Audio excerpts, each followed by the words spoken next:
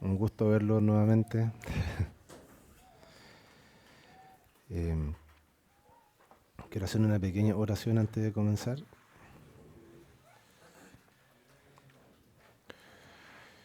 Señor, en esta hora te rogamos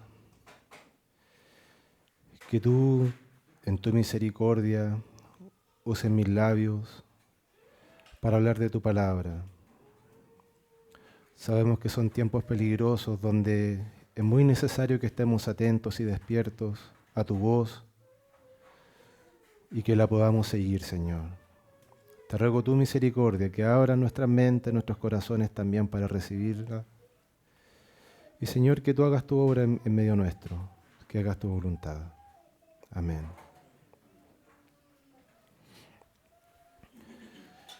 Eh, bueno, la idea hoy, hermanos, es, por así decirlo, continuar un poquito con el tema que yo he estado poniendo en mi corazón en este último tiempo. No sé si hay alguien que recuerde más o menos de qué se han tratado los últimos dos compartidos.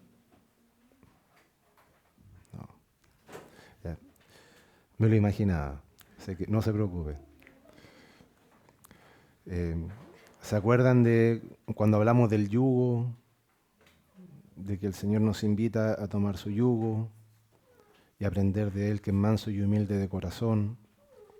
Antes menciona que debemos ser como niños, dependientes de Él. Y en el último compartir hablamos un poquito en Efesios respecto a que Él nos invita a que andemos sabiamente en relación a la gran obra que Él hizo en favor nuestro, que andemos sabiamente. Y más adelante dice, no como necios. Y ahí también menciona que nos tenemos que desvestir del viejo hombre, quitarnos de encima ese viejo hombre y vestirnos del nuevo hombre creado según Dios. En un resumen muy rápido, es eso. Y sobre ese mismo punto, perdonen también la insistencia, pero creo que es súper importante que lo entendamos y lo veamos.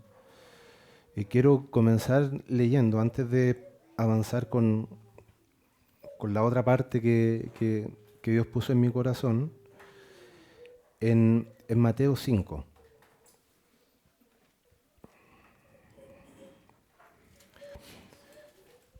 Previo a Mateo 5, Jesús aún no había iniciado su ministerio. Él se había bautizado, había sido tentado por el diablo y comenzó a llamar a sus discípulos. Entonces, según Mateo, lo primero que Jesús habló en público fue Mateo 5, el Sermón del Monte. ¿Y el cómo comienza este sermón? Dice en el versículo 3, capítulo 5, versículo 3, dice, bienaventurados los pobres en espíritu, porque de ellos es el reino de los cielos.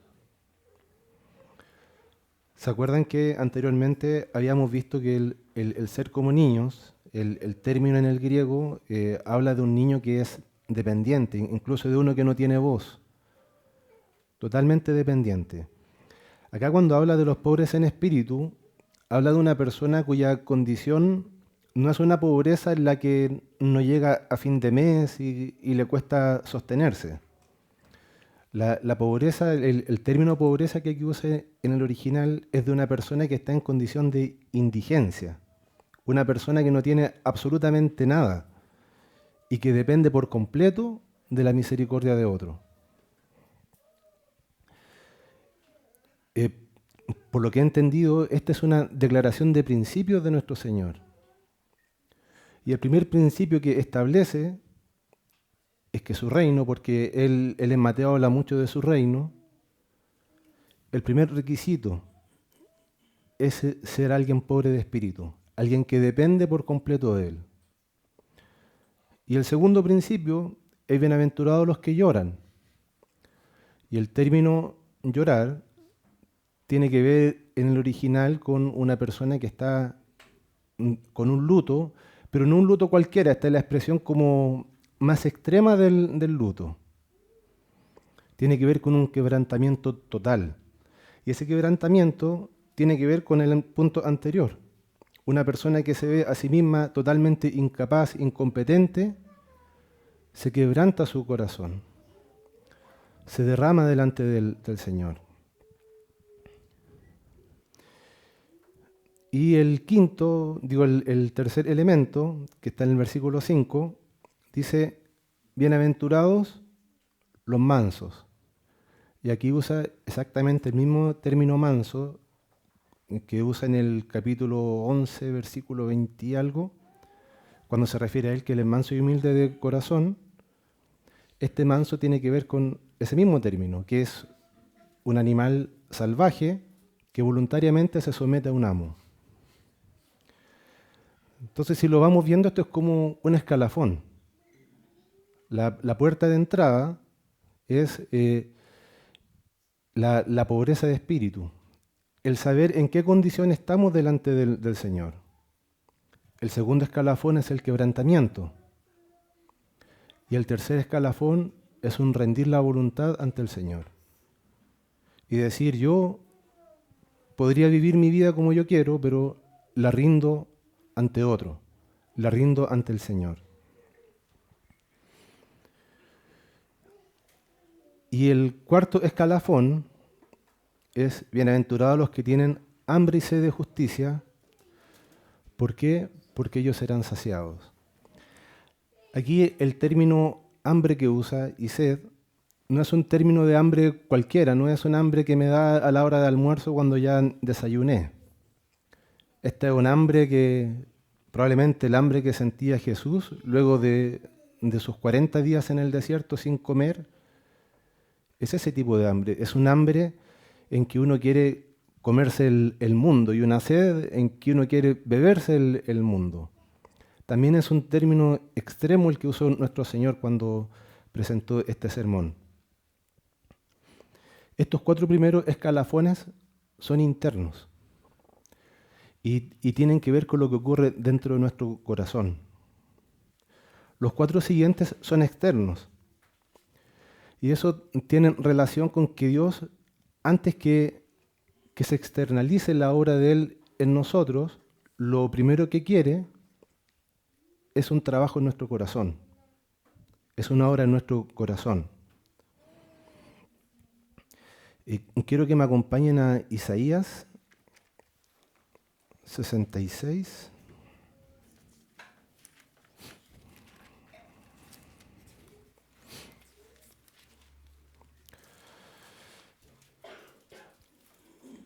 Jesús, al pueblo que le habla, a las personas que le hablan, no eran personas que ignoraran por completo o que ignoraran siquiera un poco de las cosas que él hablaba.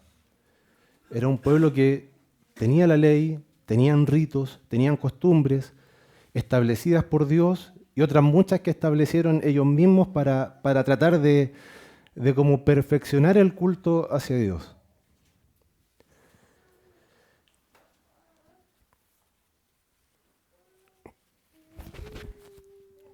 Y en Isaías 66 nos muestra que Dios ya en el Antiguo Testamento, en el Antiguo Pacto, ya estaba reprobando el que las personas de su pueblo, del pueblo de Israel, estuvieran procurando agradar a Dios por medio de estos ritos, por medio de lo externo.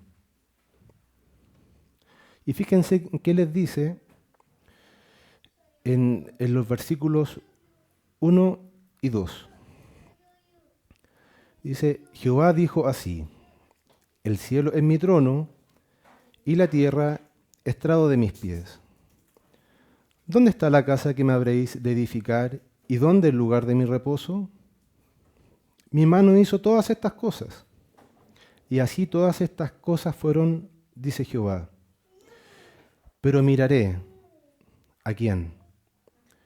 A aquel que es pobre y humilde de espíritu, y que tiembla a mi palabra. Dios en estos tiempos, porque a lo largo de la historia, hermanos, yo tuve la oportunidad de participar en distintos tipos de grupos y uno ve, incluso en medio nuestro, que en algún momento se recibió algo del Señor. Y después eso se estableció como una costumbre, como una externalidad. Por ejemplo, que mi historia está más relacionada con la iglesia evangélica. En algún momento un hermano tomado por el Señor de haber dicho hay que dar siempre las glorias a Dios. Pero ahora en la iglesia evangélica, después de cada cosa que se hace, se le dice al hermano de la gloria a Dios. Y hay que dar tres glorias a Dios y levantar las manos y repetir un acto externo. Una tradición. Pero el Señor aquí, si es que vemos más abajo en este capítulo 66, es terrible porque dice, en el 3 dice, el que sacrifica buey es como si matase a un hombre. Así ve el Señor esos ritos que nosotros tomamos y que los hacemos una costumbre y que pretendemos a partir de ese rito, esa costumbre, intentar agradar a Dios. El que sacrifica oveja como si degollase un perro, el que hace ofrenda como si ofreciera sangre de cerdo, que para ellos era impura. El que quema incienso como si bendijese a un ídolo. Y porque escogieron sus propios caminos y su alma amó sus abominaciones. ¿Entendemos el sentido que tienen estas palabras del Señor hacia su pueblo? El sentido de las palabras del Señor Jesús ante un pueblo que, si bien iba al templo, ofrecía los sacrificios, todos los rituales que ellos creían que con esos rituales estaban agradando a Dios, ¿qué le está diciendo en el Sermón del Monte? No me interesa lo que hagan externamente. Yo quiero su corazón. Yo los quiero a ustedes. Y el Señor en su lamento, en una parte dice, misericordia quiero y no sacrificios. Y en otra parte dice, porque este pueblo de labios me honra, pero su corazón está lejos de mí. Y hoy el llamado del Señor es hacia su iglesia, es hacia nosotros. ¿Dónde está nuestro corazón? Hemos estado estudiando el Evangelio de Juan. Creo que vamos a leerlo. En el capítulo 8, versículo 31 y el 32. Miren Jesús a qué les dice esto. Esto se lo dice a los judíos que habían creído. Los que habían creído en Él, no los que no habían creído en Él. Él le dice esto a los que habían creído en Él. Dice, si vosotros permaneciereis en mi palabra, seréis verdaderamente mis discípulos. Y conoceréis la verdad, y la verdad os hará libres. Y al final, estos mismos judíos que habían creído en Él, terminaron diciéndole que Él tenía demonio, porque ellos se consideraban a sí mismos libres, no esclavos. Y Él les dice, ustedes son esclavos del pecado. Entonces ahí entraron en una... Ellos no se veían a sí mismos pobres de espíritu. Ellos tenían en su mente, en su conciencia, que ellos, cumpliendo con los ritos, estaban agradando a Dios, entonces que no necesitaban prácticamente nada más. Pero ese riesgo está también para nosotros hoy, hermanos, porque la palabra dice que en el día final, muchos, ¿qué es lo que van a decir? Señor, en tu nombre echamos fuera demonios, hicimos milagros, hicimos esto, hicimos aquello. Pero el Señor, ¿qué les va a decir a ellos? No los conozco. ¿Y por qué no los conoce? Porque lo más probable, hermanos, es que estas personas, lo que hicieron fue una externalidad, una costumbre. El Señor no necesita mi tiempo, no necesita mi dinero. No está mal que ponga a disposición mi tiempo para el Señor, no está mal que ponga mi dinero dispuesto para el Señor, pero el punto es que Él lo que necesita, mucho antes que eso, es mi corazón, es nuestro corazón. Una iglesia que lo ame, que se rinda a Él.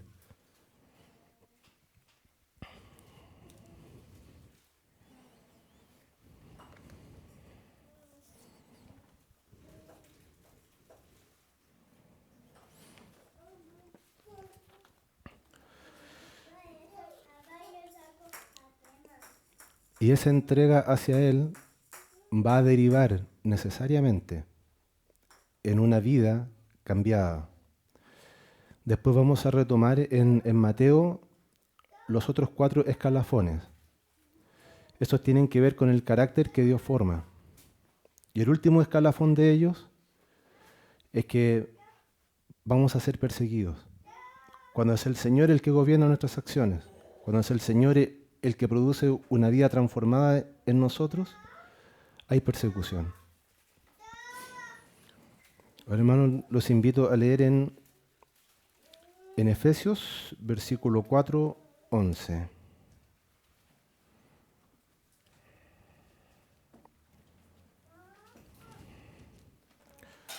Capítulo 4, versículo 11.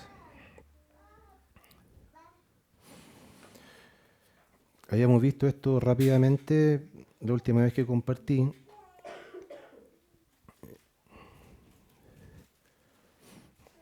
Aquí se menciona en este capítulo que andemos como es digno de la vocación con que fuimos llamados, con humildad, mansedumbre, soportándonos con paciencia unos a otros, al inicio.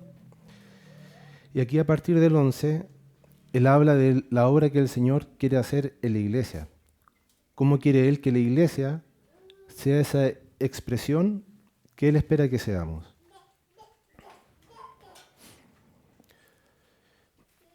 Y dice, y Él mismo constituyó a unos apóstoles, a otros profetas, a otros evangelistas, a otros pastores y maestros, a fin de perfeccionar a los santos para la obra del ministerio, para la edificación del cuerpo de Cristo, hasta que todos lleguemos a la unidad de la fe y del conocimiento del Hijo de Dios, a un varón perfecto, a la medida de la estatura de la plenitud de Cristo, para que ya no seamos niños fluctuantes, llevados por doquiera de todo viento de doctrina, por estratagema de hombres que para engañar emplean con astucia las artimañas del error, sino que siguiendo la verdad en amor, crezcamos en todo en aquel que es la cabeza, esto es Cristo, de quien todo el cuerpo bien concertado y unido entre sí por todas las coyunturas que se ayudan mutuamente, según la actividad propia de cada miembro, recibe su crecimiento para ir edificándose en amor.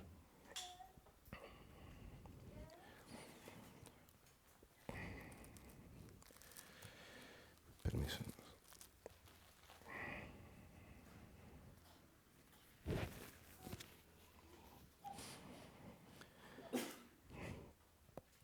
Acá estos versículos son súper claros. ¿Por qué Dios puso dones en medio nuestro? ¿Cuál es el objetivo? La edificación del cuerpo de Cristo. Y la idea es que esto es como una especie de capacitación.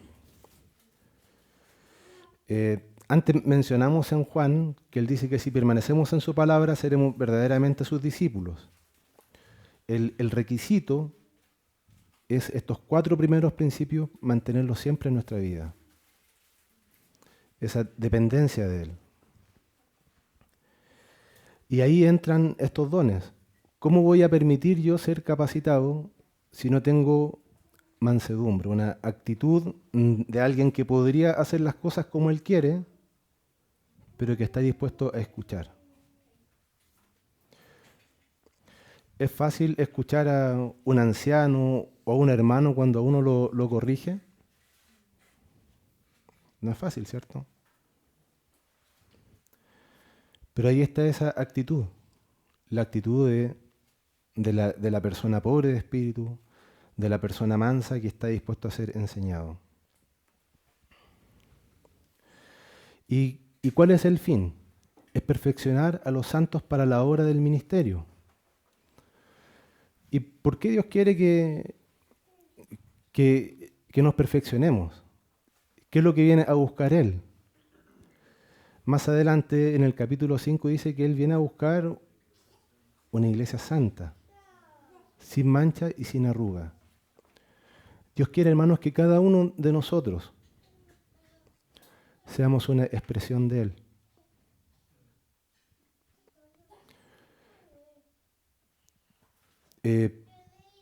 No sé si recuerdan en el retiro de fin de año que el hermano Rodrigo Abarca hablaba respecto de la iglesia. Respecto de la primera iglesia, la mencionó en un momento. ¿Qué ocurría con las personas que estaban alrededor, con las personas que estaban en Jerusalén, después que el Espíritu Santo vino y comenzó a transformar la vida de los primeros cristianos? ¿Qué pasó alrededor? La palabra dice que sobrevino temor. Y Dios añadía cada día a los que habían de ser salvos. Oye, hermano, lamentablemente el testimonio del Señor está por el suelo. Y este es el tiempo en que el Señor nos está llamando a nosotros que volvamos nuestra vista hacia Él. Que la iglesia comience a funcionar de una manera normal. Y como dice más adelante, que todo el cuerpo, bien concertado y unido, crezca, dependiendo de la cabeza que es Cristo. Y ahí tenemos que acordarnos del yugo. El yugo no fue hecho para un solo animal, sino que fue hecho para dos. No podemos caminar este camino separados de nuestro Señor. No podemos crecer si no tenemos las actitudes que hemos mencionado anteriormente.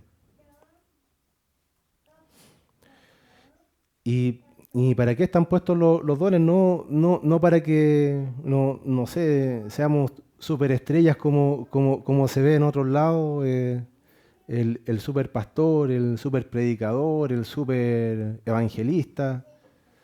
No. El fin es que todos, hermanos, crezcamos y que todos nosotros, en algún momento, en la medida que vayamos madurando, realicemos la actividad propia de cada miembro, a lo que Dios nos ha llamado a cada uno de nosotros. Esto lo compartió también el hermano Marcelo en el último compartir, si no me equivoco.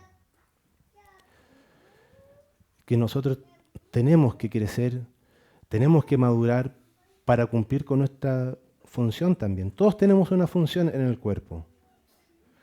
No hay hermanos que son parte del clero y hermanos que son parte de los laicos, que simplemente escuchan. Todos nosotros somos llamados a ser un reino de sacerdotes, al servicio de nuestro Señor, a tener una vida consagrada para Él.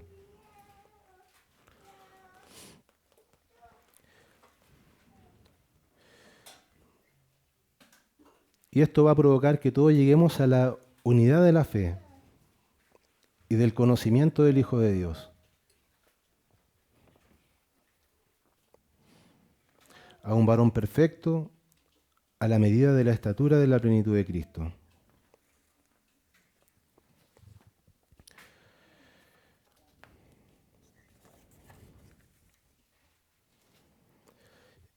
En Colosenses 2:19, voy a leerlo rápidamente para que... Dice, el nuevo hombre, creado por el Señor por medio de la cruz, necesita que cada miembro de este cuerpo, dice en el 2:19, y no haciéndose de la cabeza, en virtud de quien todo el cuerpo, nutriéndose y uniéndose por las coyunturas y ligamentos, crece con el crecimiento que da Dios. Entonces, ¿cómo podemos crecer, hermanos? ¿Cómo podemos ir madurando? En la medida que cada uno de los miembros que está a los pies del Señor comience a crecer en ese crecimiento que da Dios y a nutrirse mutuamente. Porque no tiene ningún sentido, hermanos, que, por ejemplo, hoy comparta y mañana comparta otro hermano, si eso no se va a traducir en un crecimiento para la iglesia. No tiene ningún sentido cualquier actividad que podamos hacer dentro de la iglesia. Enseñar, ir a visitar, si eso no se traduce en un crecimiento. Y es por eso que hay que tener cuidado de no quedarnos con lo externo. No es por la forma en que cantamos que Dios se agrada de que cantemos, sino por lo que hay en el corazón.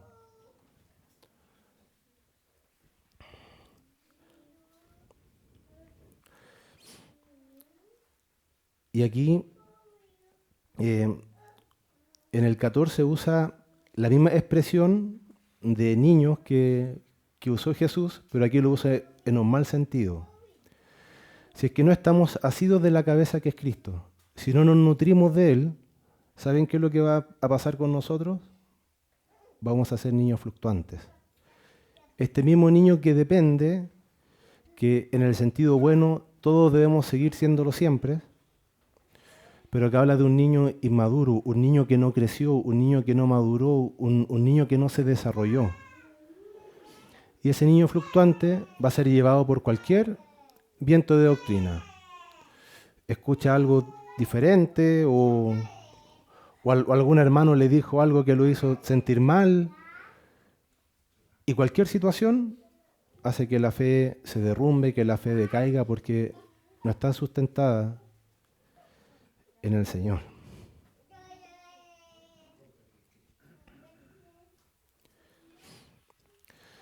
Y dice, sino que siguiendo la verdad en amor, crezcamos en todo en aquel que es la cabeza, esto es Cristo.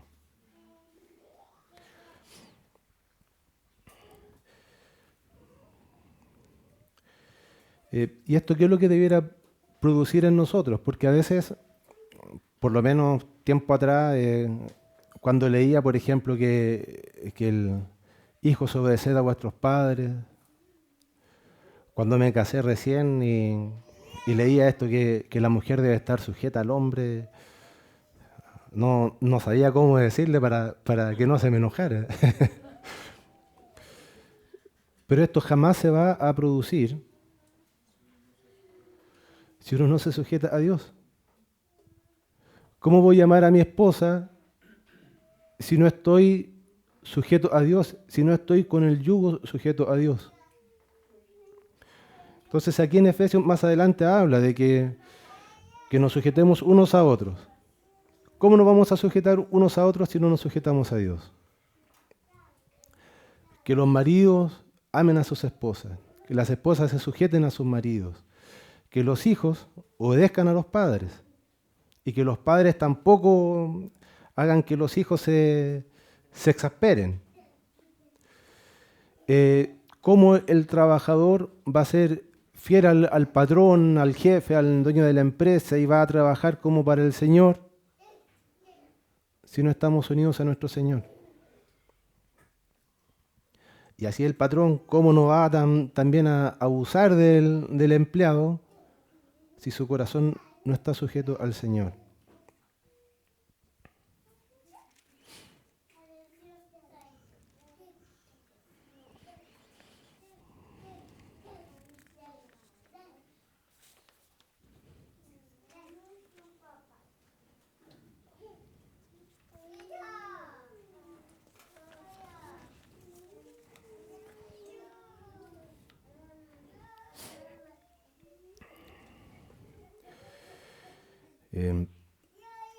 Si volvemos ahora a Mateo 5.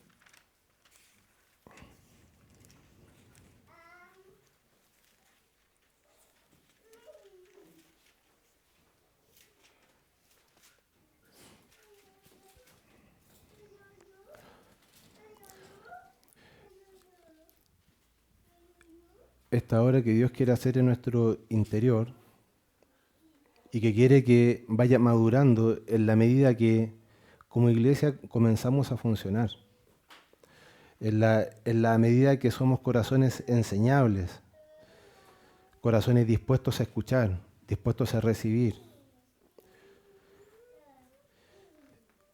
Se van a empezar a manifestar características de nuestro Señor. En el versículo 7 dice, bienaventurados los misericordiosos, porque ellos alcanzarán misericordia.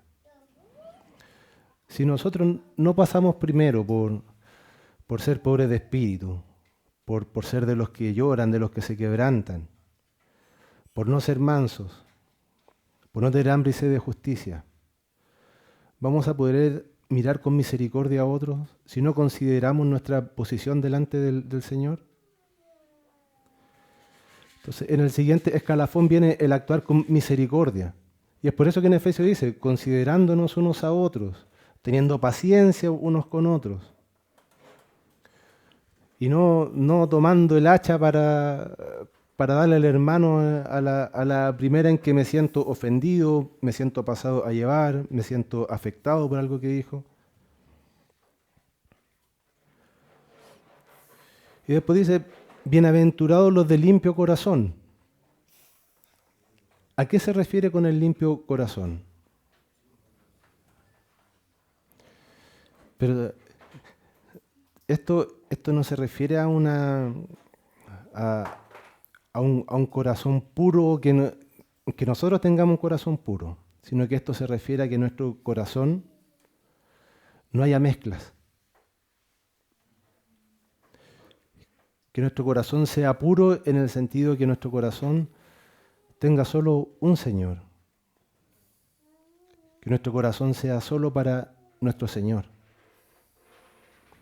Esto va a ir derivando en que cuando nos vamos desvistiendo del mundo y nos vamos sacando las cosas de este mundo y nos vamos vistiendo de nuestro Señor, nuestro corazón va a ir siendo para Él. ¿Y qué va a pasar con los de corazón puro? Ellos verán a Dios. Hermano, Dios quiere seguir trabajando con nosotros. Quiere que seamos solo para Él.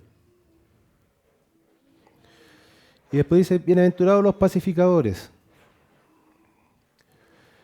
Aquí el término pacificador no se refiere a alguien que no sé, pues que hay un conflicto y dice, no, yo no me meto en conflicto, yo tengo paz en mi corazón, así que no. Es alguien que activamente promueve la paz. Si es que hay un conflicto en medio nuestro, es el hermano que se levanta y habla con uno, habla con otro y dice, mira hermano, miremos al Señor, no guardes rencor con tu hermano. Eso es un pacificador. Es una persona que no se queda indiferente ante el conflicto, sino que uno actúa promoviendo la paz. Y estas cosas, hermanos, solo las puede poner el Señor en nuestros corazones.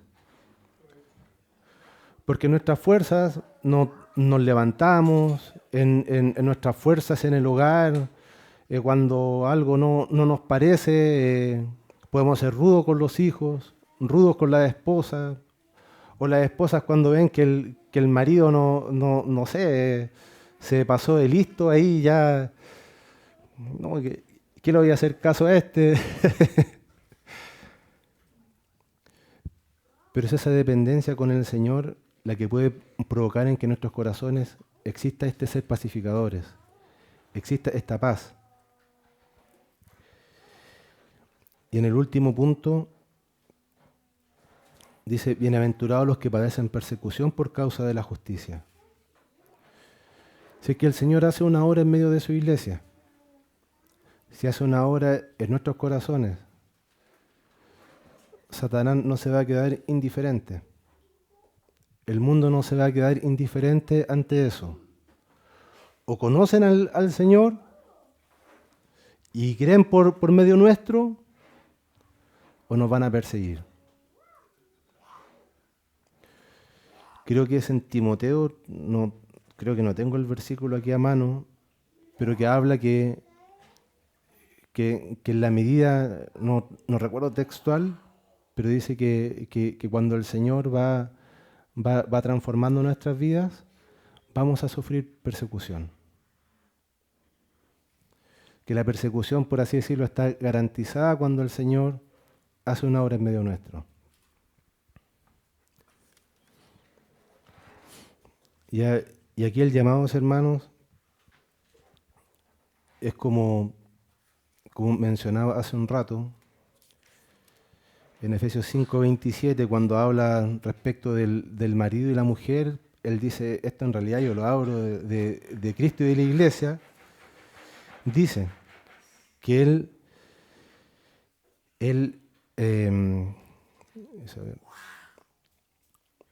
del 25 hablamos hasta el 27.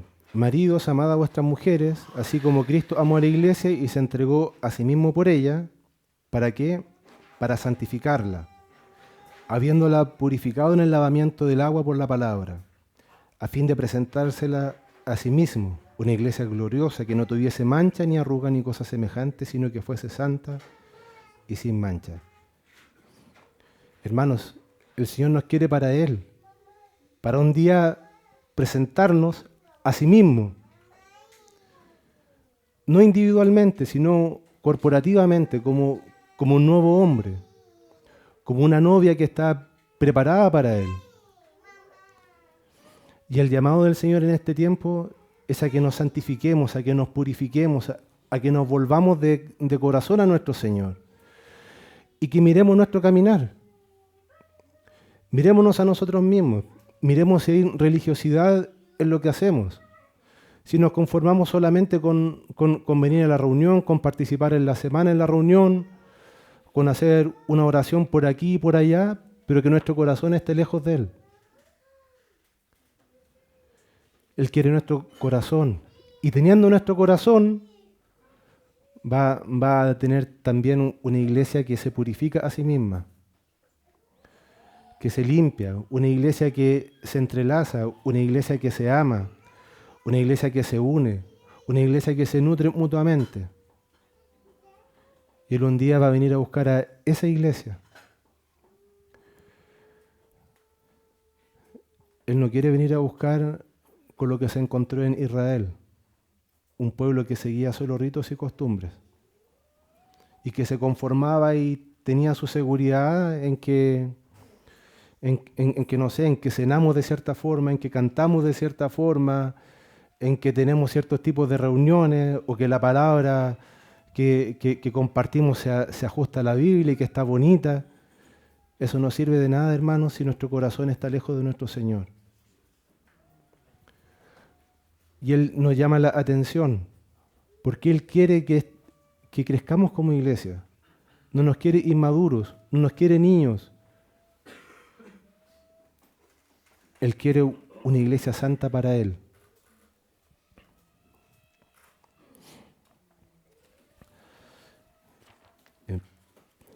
Eso quería compartir el día de hoy, hermanos.